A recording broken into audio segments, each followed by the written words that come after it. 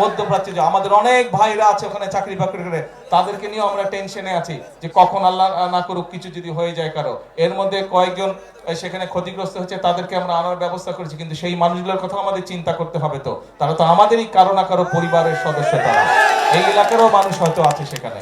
তো এখন এই যে মধ্যপ্রাচ্য এই যুদ্ধ শুরু হওয়ার কারণে স্বাভাবিকভাবেই দেশের অর্থনীতির উপরে একটু চাপ পড়েছে।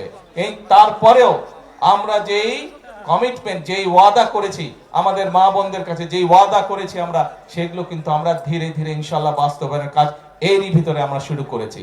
প্রিয় ভাই বোনেরা, আমরা কিন্তু বলেছিলাম যে আমরা এই খাল যেমন কাটার কথা বলেছিলাম, খাল কাটার কাজ আজকে শুরু করেছে। ঠিক একইভাবে মা বোনদেরকে ফ্যামিলি কার্ড পৌঁছে দেওয়ার কথা আমরা বলেছিলাম, সেটির কাজও আমরা শুরু করেছি। একইভাবে কৃষক ভাইদের জন্য কিন্তু যেমন সুদ মওকুফ করেছি, আজকে খাল কাটার কাজ শুরু করেছি।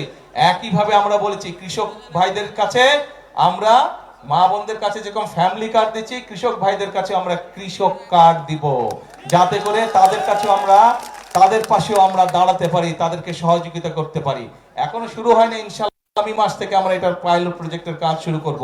ধীরে ধীরে বাংলাদেশের সকল কৃষক ভাইদের কাছে, বিশেষ করে যারা ছোট কৃষক, ক্ষুদ্র প্রান্তিক কৃষক, মধ্যম কৃষক, তাদের কাছে আমরা এই কার্ডগুলো দিব, যাতে করে এই কার্ডের মাধ্যমে তারা বিভিন্ন রকম সরকারি সুযোগ সুবিধা পেতে পারে।